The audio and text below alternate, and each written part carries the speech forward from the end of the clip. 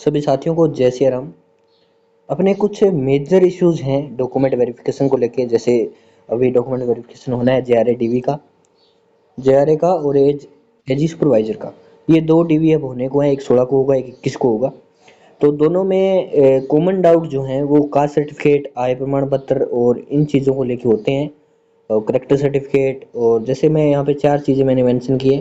पहला caste certificate है, दूसरा मूल निवास और आय प्रमाण पत्र है, और एक है करेक्टर सर्टिफिकेट। तो यहाँ पर हम सिर्फ दो चीज़ों की बात करेंगे, एक कास्ट सर्टिफिकेट की और एक आपके करेक्टर सर्टिफिकेट की। ठीक है। और बाकी जो ये आय प्रमाण पत्र और मूल निवास है, इनकी एक अलग वीडियो आएगी, क्योंकि ये वीडियो फिर लंबा हो जाता है। क्योंकि जो लोग एक चीज़ देखने के लिए आते हैं, एक डाउट, और इनको इतना बड़ा वीडियो देखना पड़ेगा कि आपका डाउट कहाँ मिलेगा, तो ऐसा सिस्टम हम नहीं करेंगे। दो एक साथ बता दूंगा और दो एक साथ बता दूंगा। ठीक है। तो डॉक्यूमेंट को जो लेकर जो भी डाउट है कास्ट सर्टिफिकेट में, वो सारे यहाँ पे क्लियर हो जाएंगे। देखना, एक तो कास्ट सर्टिफिकेट का डाउट इन तीन कैटेगरी को आता है, ईडब्ल्यूएस, ओबीसी और एमबीसी। पहला ये जो पांचवा पॉइंट है, यहाँ पे लिखा है एससी एसटी को देना पड़ेगा क्या कास्ट सर्टिफिकेट, तो यहाँ पे तो है हाँ। यहाँ पे आपका जो कास्ट सर्टिफिकेट है वो देना तो है, लेकिन यहाँ पे आपको कोई शपथ पत्र वगैरह या कुछ और नहीं देना। ठीक है। जैसे मतलब किसी का पुराना है नया है, उससे कोई मतलब नहीं है। आप एस सी एस टी से हो, आपका जितना भी पुराना है आपका चल जाएगा। तो यहाँ पे ये 5 नंबर पॉइंट कट कर देता हूँ। ओके। अब एफिडेविट फॉर्मेट यहाँ पे कौन सा रहेगा आपको दिखाऊंगा, भरना भी बताऊंगा। पहले अब बात कर लेते हैं एफिडेविट लगेगा, क्यों लगेगा, कैसे लगेगा। तो देखो, ये 26 जुलाई 2023 मैंने डेट ली है किसकी, जेआरए डीवी की। मेरे हिसाब से ये जेआरए आवेदन फॉर्म था, उसकी डेट है लास्ट डेट। और यही है, अगर 26 जून है तो देख लेना यार, जुलाई जून कन्फ्यूजन हूँ मैं इस बीच में। मेरे हिसाब से जुलाई था, 26 जुलाई 2023 से 26 जुलाई 2022 के बीच का अगर आपके पास का सर्टिफिकेट है, तो उसके लिए आपको कोई भी एफिडेविट नहीं देना। ये बात इन तीन कैटेगरी के लिए लागू होती है। ये दो डेट ध्यान से देख लो, अगर इसके बीच का है 2022 26 जुलाई के, और 26 जुलाई 2023 के बीच का है, तो एफिडेविट नहीं देना है। इस बात को ध्यान से समझ लेना। फिर आता है कि सर हमारा 2022 से पहले का है, तो क्या करें। तो आपको एफिडेविट देना होगा, एफिडेविट भरना बताऊंगा। पहले वीडियो में बने रहिएगा, वीडियो ध्यान से देखना है। एफिडेविट देना होगा, अगर आपका 2023 ये फॉर्म की डेट है इसके बाद का है, तो भी आपको एक दिन बाद का ही है, तो भी आपको देना होगा एफिडेविट। ठीक है। तो यहाँ पे ये बात मेंशन क्लियर हो गई। अब यहाँ पे जो ये पहले का है, इसमें एक कंडीशन है। कंडीशन ये है कि आप ऐसा मैक्सिमम 3 साल तक कर सकते हो। 3 साल तक पहले का है आपका, 2023 से 26 जुलाई 2023 से 3 साल पहले तक का है, तो ही आप एफिडेविट लगा सकते हो। किसी का 4 साल पुराना हो गया तो आप एफिडेविट नहीं लगा सकते। ओके। इस चीज को ध्यान से समझ लेना। अब बारी आती है अपन की कि सर यहाँ पे हो गया एफिडेविट फॉर्मेट, ये लास्ट में बताऊंगा भरना। पहले सवालों को डिस्कशन कर लेते हैं। सेंटर वाला है तो चलेगा क्या, हाँ जी बिल्कुल चलेगा, दौड़ेगा। ठीक है, सेंटर वाला भी चलेगा।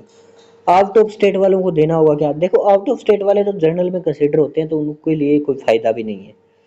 फाइनेंशियल ईयर वैलिडिटी, अब ये लोगों को दिक्कत आता है कि सर 31 मार्च वाली वैलिडिटी होती है किसी किसी की, कि किसी भर्ती में 31 मार्च तक मांगते हैं, उसके बाद एक्सपायर बता दिया जाता है, तो वो वाला क्या सीन है। तो देखो यहाँ पे फाइनेंशियल वाला कोई सीन नहीं है। आपका अगर 31 मार्च के बाद का है, पहले का है, ये मैटर नहीं करता। बस आपको ये चीज़ ध्यान रखनी है, ये इसमें 1 साल तक होना चाहिए। फाइनेंशियल ईयर वैलिडिटी नहीं चेक की जाएगी जूनियर अकाउंटेंट में। ओके। अब थोड़ी चर्चा कर लें एफिडेविट फॉर्मेट के बारे में। तो उसके लिए अपन को आना होगा, सीधी सी बात है, अपने टेलीग्राम ग्रुप में। और मैंने ये डाल रखा है, अभी डाला है आप लोगों की सुविधा के लिए, कास्ट सर्टिफिकेट फॉर्मेट। और इसको मैं ओपन कर लेता हूँ, 1 मिनट यार, ये फिर वही बात, सॉरी सॉरी सॉरी यार, खुल नहीं रहा है। सो गाइस फाइनली ओपन हो गया। ये वीडियो रिकॉर्डिंग के समय ये दिक्कत होती है। ओके। सो यहाँ पे बात करें कि ये जो शपथ पत्र है ये किन किन को लगाना है। अब एक डाउट यहाँ पे शपथ पत्र में होगा कि जिन लोगों का 2000, सॉरी पहले वो डाउट बाद में क्लियर करते हैं, पहले ये भरना सीखते हैं। यहाँ पे आपका नाम आ जाएगा, यहाँ पे आपका पिता का नाम, स्थान, जाति आपकी, जैसे कोई कुमार है, राजपूत है, वो आ जाएगी। ओके। और शपथपूर्वक घोषणा करता हूँ कि मैं जो भी आपकी जाति है, जैसे मतलब कुछ भी कुम्हार है या कुछ भी है, वो उस जाति से हूँ, और यह मेरी जाति जैसे अन्य पिछड़ा वर्ग या अति पिछड़ा वर्ग, जो भी आपका ईडब्ल्यूएस एमबीसी जो भी है वो यहाँ पे आप डालेंगे कौन सी है। फिर आपका आएगा 2 नंबर पॉइंट में आपको कुछ नहीं करना, 3 नंबर पॉइंट में आपको डेट भरनी है और 4 नंबर में भी डेट भरनी है। अब भरनी कौन सी है वो चीज़ ध्यान से देखिएगा। वो चीज़ ये है कि अगर आपका पुराना जाति प्रमाण पत्र अगर आपका लगभग मतलब ये मान लीजिए कि आपके 1 साल पहले का है तो उसकी दिनांक आपको यहाँ पे भरनी है। जैसे 2023 में आपने फॉर्म भरा और आपका 2021 का है तो उसकी डेट आप यहाँ पे भर दो। ओके। और नए वाला आप लगा रहे हो, आपके पास नया है, आप नया वाला लगा रहे हो तो नए वाले की डेट यहाँ पे भर दो। ठीक है, ये चीज़ क्लियर हो गई। नए वाले का जारी दिनांक यहाँ पे भरना है और पुराने वाले का जारी दिनांक यहाँ पे भरना है, दोनों चीज़ यहाँ पे मेंशन कर देना। अब आप बोलेंगे कि सर मेरे पास पुराना है ही नहीं, मेरे पास तो नया है, तो क्या करें? तो देखो ये एफिडेविट फॉर्मेट है, ये आपको नहीं लगाना है, फिर आपको एक ही चीज़ लगानी है, फिर आपको एक एफिडेविट फॉर्मेट अलग से लिखवाना पड़ेगा। ये तो उतना तो सेम रहेगा ये चीज़ तो, ठीक है। फिर आपको लिखाना है कि मैं जो है अभी मतलब आवेदन फॉर्म से पहले भी इसी श्रेणी में आता था। ठीक है, यही चीज़ आपको अलग से ऐड करवानी है और इसमें कुछ नहीं करवाना। अब एक डाउट और आएगा दूसरा कि सर मेरे पास पुराना तो है वो है 2018 का और नया अब 2024 का है, तो मैं कौन सा डालूं? तो डालना तो आपको 2024 वाला ये पता है। अब एफिडेविट कौन सा लिखवाएं फिर, क्योंकि ये जो एफिडेविट है ये लगभग 1-2 साल के लिए, जैसे 1-2 साल मतलब आपने पीछे 1 साल में आपने नहीं बनवाया है तो उसके लिए चल जाएगा, लेकिन आपने 2-3 सालों में ही नहीं बनवाए हैं पीछे, तो ये एफिडेविट भी आपका ऑब्जेक्शन में रिजेक्ट कर देगा वो। अब उसके लिए आपको एफिडेविट लिखवाना होगा, उसका फॉर्मेट मैं आपको टेलीग्राम में दे दूंगा। ठीक है, तो ये चीज़ ध्यान रखना, अगर कोई भाई है तो वो टेलीग्राम में आज के दिन 15 अगस्त के दिन सर्च कर लेना और मिल जाएगा। 15 अगस्त के दिन पिन भी कर दूंगा। सिर्फ उन्हीं के लिए है जिनका कुछ डेट में नहीं बनाया है, उसमें जो लिखा है उसमें मतलब प्रॉपर लिखा है, किसी का नाम भी है तो वो नाम वगैरह आपको वो सिस्टम नहीं करना है। उसमें उसकी दिनांक है कि उसने कब से कब नहीं बनवाया था, तो आपने जैसे 2018 से वो आपको आपकी दिनांक लिखनी है वहाँ पे, तो वो आप समझ जाओगे यार, मुझे व्हाट्सएप पे वो फॉर्मेट ले लेना, मैं व्हाट्सएप पे समझा दूंगा क्या करना है। तो ऐसे कुछ ही कैंडिडेट होंगे जिनका बहुत नहीं है, बहुत सालों में नहीं बना है बीच में, तो उनके लिए है ये, तो उनके लिए एक अलग से एफिडेविट बनवा लेना, वो मैं दिखा दूंगा। ठीक है, तो ये एफिडेविट का समझ आ गया होगा फंडा। ये एफिडेविट उनको भरना है जिनका नया है और पुराना भी उनके पास है, पर पुराना जैसे 2022 का है या 2021 का है, ज़्यादा पुराना नहीं है। मतलब अगर किसी का ज़्यादा पुराना है तो उसके लिए मैंने अलग फॉर्मेट बताया है, ठीक है, वो डाल दूंगा। अब बात आती है अपनी करेक्टर सर्टिफिकेट को लेके, तो अपने डाउट पीडीएफ पे चलते हैं यार। ये डाउट पीडीएफ आ गई, तो यहाँ पे करेक्टर सर्टिफिकेट पे आते हैं। देखो करेक्टर सर्टिफिकेट में ही RSCIT का आपका क्लियर हो जाएगा। कितने लगेंगे? 3 लगेंगे जी।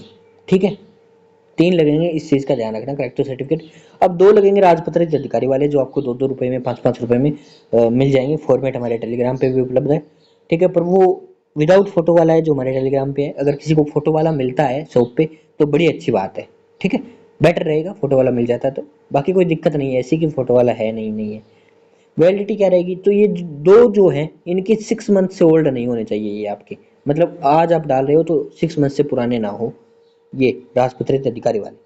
और जो आपका एक बच गया वो कौन सा डालना है? वो आपको डालना है लास्ट ग्रेजुएशन का, और ये विज्ञप्ति में स्पष्ट लिखा हुआ है कि आपने लास्ट जहाँ से की थी। ग्रेजुएशन का मतलब ये नहीं है कि मैं ग्रेजुएशन बोल रहा हूँ, मतलब जो भी अपनी शिक्षा प्राप्त की थी लास्ट डिग्री जहाँ से की थी उसी का लगेगा आपका। ये चीज़ मेंशन है स्पेशली, तो ध्यान रखना, विज्ञप्ति में मेंशन है, वही चीज़ मैं आपको बता रहा हूँ। ठीक है, तो वो कर देना। और आप बोलेंगे कि सर मैंने तो ग्रेजुएशन भरी थी लेकिन मेरे पास तो पोस्ट ग्रेजुएशन का है और मैंने फॉर्म फिलअप में ग्रेजुएशन भरी थी, तो मैं कौन सा करेक्टर सर्टिफिकेट लगाऊं? तो देखो सीधी सी बात है, आप कोई भी भरो, चाहे वो एलिजिबिलिटी है वो आपका मायने नहीं रखता, लेकिन आपने कहाँ तक किया है उसका सीसी लगेगा, लास्ट सीसी आपको देना होगा। आपने ग्रेजुएशन की है वो आपने एलिजिबिलिटी के लिए भरा है, तो उसका आपका कोई मतलब नहीं है, आपको लास्ट वाला देना है, ये चीज़ ध्यान रखना है। कॉलेज वाला कौन सा लगा है मैंने बता दिया, लास्ट जो डिग्री आपने जहाँ से की है वो वाला। राजपत्रित अधिकारी कौन कौन होते हैं, तो इसकी लिस्ट मैं आपको टेलीग्राम में डाल दूंगा आज के आज ही, वैसे मैंने पहले डाल रखी है पर वो नीचे दब गई होगी यार, आज डाल दूंगा। तो वैसे तो ये डॉक्टर होते हैं और प्रिंसिपल होते हैं, ठीक है, मेन चीज़ यही है। अब बात करें फॉर्मेट कहाँ मिलेगा, कैसे मिलेगा। फॉर्मेट मैंने करेक्टर सर्टिफिकेट का बता दिया, अपने टेलीग्राम में मैं डाल दूंगा, ठीक है। फोटो वाला और विदाउट फोटो वाला, इसका भी मैंने बता दिया कि फोटो वाला है तो बेटर ऑप्शन है, आपको मिल रहा है कहीं से। अगर विदाउट फोटो वाला मिल रहा है तो आप वो भी चलेगा, कोई दिक्कत नहीं है। और किसी को भरा हुआ चाहिए फॉर्मेट इसका, तो वो भी उपलब्ध है अपने पास। मार्कशीट के पीछे सीसी लिखा है। अब किसी को दिक्कत ये आएगी कि सर मेरा मार्कशीट के ही पीछे करेक्टर सर्टिफिकेट है, अलग से नहीं है। किसी किसी में है ये मार्क सर्टिफिकेट मान लो या कुछ भी मान लो, मार्क शीट या जो भी डिग्री कहें, अपने प्रोविजनल कहें, जो भी है आपका वो है, तो उसके पीछे सीसी लिखा है तो आपको सीधा डिग्री अपलोड करनी है, फिर अलग से करेक्टर सर्टिफिकेट देने की आपको जरूरत नहीं है। मार्कशीट जो आपको है वो पीछे लिखा है या आगे लिखा है, जहाँ भी लिखा है वो आप अपलोड कर दें, ठीक है। मार्कशीट डिग्री प्रोविजनल है। अब ये आप बोलेंगे प्रोविजनल है तो क्या करें, इस कंडीशन में आपको एक एफिडेविट लिखवाना होगा कि सर मुझे अभी जो है प्रोविजनल डिग्री ही मिली है। तो जैसे ही अपनी जो अपनी ऑफिशियल डिग्री है वो मिल जाती है तो मैं उसको जमा करवा दूंगा संबंधित विभाग को। ये आपको एक एफिडेविट लिखवाना होगा। RSCIT की प्रॉब्लम जो है वो सबको आ रही है कि रिजल्ट जो है अभी ये जो शायद 26 को आया था, 26 या 27 फरवरी को, तो एग्ज़ाम शायद 11 फरवरी को था। तो उसके बाद रिजल्ट आया तो वो क्या क्वालिफाई होंगे, वो नहीं होंगे, पहले ही बता रहा हूँ, ठीक है, वो डिस्क्वालीफाई है। अब उससे पहले वालों को ये दिक्कत है कि सर मैंने फॉर्म फिलअप करते वक्त किसी ने रोल नंबर फिलअप कर दिया था, किसी ने स्कॉलर नंबर फिलअप कर दिया था, तो क्या करें। तो जिसने रोल नंबर फिलअप किया था उनको एडमिट कार्ड दिखाना होगा, ठीक है। नहीं है तो उसका कोई इलाज नहीं है मेरे पास। अगर होता तो बढ़िया रहता, नहीं है तो आपको एक वो मार्कशीट होती है ना इसकी। तो अब कुछ लोग बोलेंगे कि मार्कशीट अलग से होती है कि RSCIT की। RSCIT का एक ही डॉक्यूमेंट मिलता है, उसी में लिखा होता है कि आप कितने परसेंट बने, वही होता है, ठीक। उसी को मार्कशीट मान लो या उसी को कोई डिग्री मान लो, कुछ भी मान लो, वही है एक। तो वहाँ पे स्कॉलर नंबर लिखा होता है, अगर किसी ने स्कॉलर नंबर भरा है तो वो सीधा वही अपलोड कर दें, एक ही, उसको अलग से अपलोड करने की कोई आवश्यकता नहीं है। तो ये था वीडियो। मेरे हिसाब से मैंने कोई डाउट छोड़ा नहीं है दोनों चीज़ों में। अगर फिर भी आपका डाउट रहता है तो भाई आराम से वीडियो देखना, पूछ लेना। टेलीग्राम और व्हाट्सएप ग्रुप दोनों दिए गए हैं, और व्हाट्सएप ग्रुप जो अपना है उसे ज्वाइन कर लेना, आपके काम आएगा।